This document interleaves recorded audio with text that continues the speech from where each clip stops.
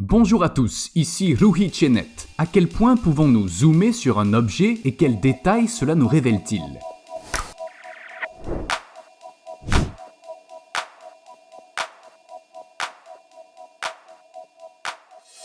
Voici le Sniper Lens, l'objectif de sniper, dont la fonction est aussi unique que sa forme. Nous ne l'utilisons pas souvent dans nos prises de vue car elle nécessite des conditions d'utilisation très spécifiques. Comme les valeurs f sont très élevées sur une image en macro, de nombreuses sources de lumière sont indispensables. Il y a même un anneau lumineux devant l'objectif. Cela nous permet d'aller là où il est normalement impossible de s'infiltrer et filmer sous différents angles, comme l'intérieur d'un saumon norvégien.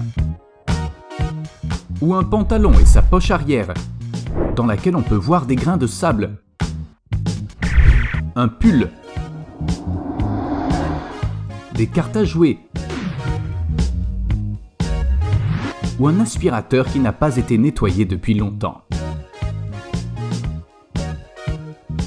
Aujourd'hui, nous n'utiliserons pas seulement cet objectif puisque nous avons un autre objectif ultra macro qui nous permet de regarder d'encore plus près, ainsi qu'une caméra microscope qui grossit les objets 1000 fois. Que le spectacle commence. Ce papier me semble jaune dans cette pièce, mais il ne l'est pas pour vous. L'écran sur lequel vous regardez cette vidéo ne peut afficher que des lumières rouges, bleues et vertes, mais pas de lumière jaune. Il n'existe aucun moyen de produire le spectre de couleur jaune sur les écrans. Tandis que je vois une vraie lumière jaune dans cette pièce, vous en voyez une fausse. Comme la longueur d'onde de la lumière jaune se situe quelque part entre le rouge et le vert, il suffit que votre ordinateur ou votre téléphone portable envoie un peu de lumière rouge et un peu de lumière verte à l'écran. En s'approchant jusqu'à 1/180e de mètre de l'écran, la lumière jaune ressemble à ceci. Mais si vous regardez l'écran en plissant suffisamment les yeux, ou si j'augmente un peu le flou, je peux à nouveau tromper votre rétine et vous verrez du jaune. Comme nos yeux ne sont pas en mesure de percevoir suffisamment de détails, les petits pixels rouges et verts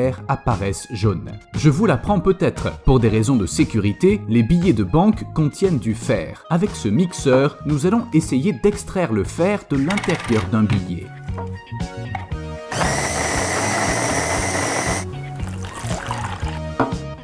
Quand je rapproche l'aimant, le fer décomposé qu'il contient est attiré. Il existe de nombreux autres indices permettant de comprendre si un billet d'$1 est vrai ou faux. Si nous grattons George Washington avec le doigt, on peut entendre un son particulier. Nous sentons une texture plus épaisse. En outre, j'ai du papier ordinaire. En traçant une ligne, je vois que la peinture ne s'étale pas de manière égale. Le début de la ligne est plus dense. Si je fais la même chose sur le billet, la peinture s'étale de manière égale. En nous approchant du dollar, nous constatons que les lignes qui y figurent ne sont pas parfaitement nettes. L'encre est dispersée, 75% coton, 25% lin. Selon la Réserve fédérale américaine, la durée de vie moyenne d'un billet d'$1 usagé est de 6 ans et demi, en raison de l'usure et des déchirures. Puisque nous avons un marqueur, examinons-le de plus près. La peinture verte à l'extrémité du marqueur est visible à l'échelle macroscopique.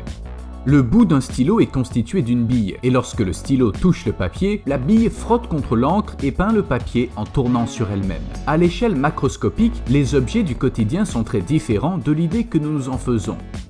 Quant au pain, sa structure en forme de paysage lunaire ressemble à ça de près. Mais que se passe-t-il s'il moisit ? Parfois, on arrache les parties vertes d'un pain moisi et on mange les parties intactes. Mais même si elles sont partiellement vertes, chaque partie de ces tranches de pain de mie est moisie, aucune n'est épargnée. La moisissure est en fait un champignon qui se développe rapidement sur tout le pain. On peut penser à la structure fongique filamenteuse longue et ramifiée appelée hyphe, invisible à l'œil nu comme la toile de la moisissure. Bien que nous ne puissions pas le voir, la propagation des spores de champignons de moisissure à l'ensemble du sachet de pain ne prend que quelques heures. Voici un sachet de thé aromatisé à l'églantier et sa dissolution dans l'eau bouillante.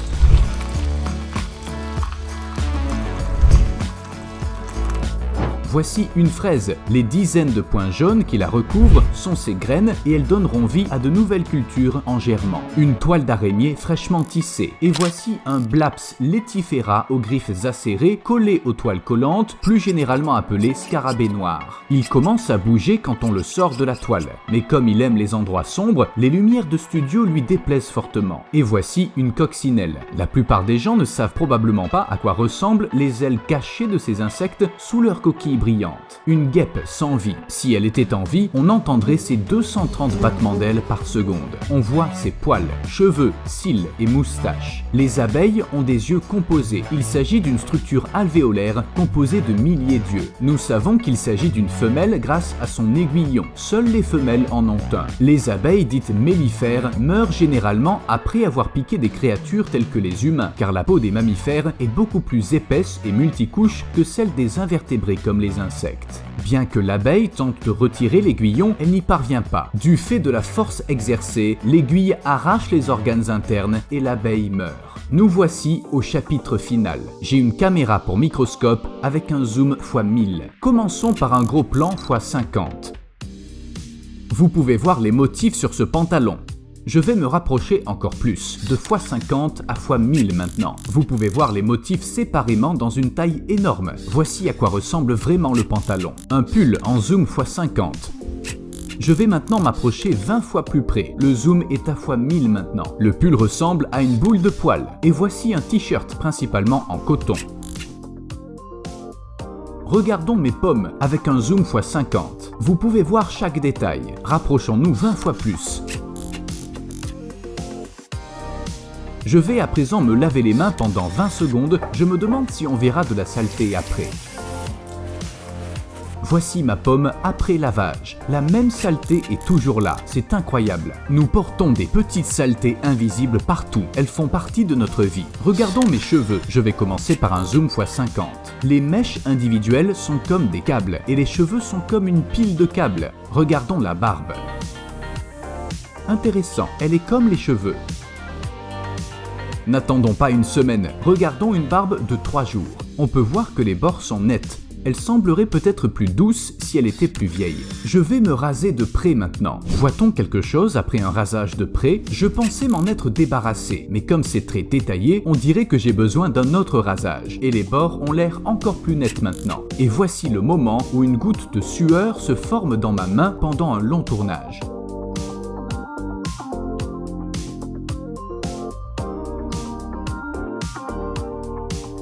Beaucoup craignent les aiguilles et les seringues. Voici le moment où une seringue entre dans mon corps.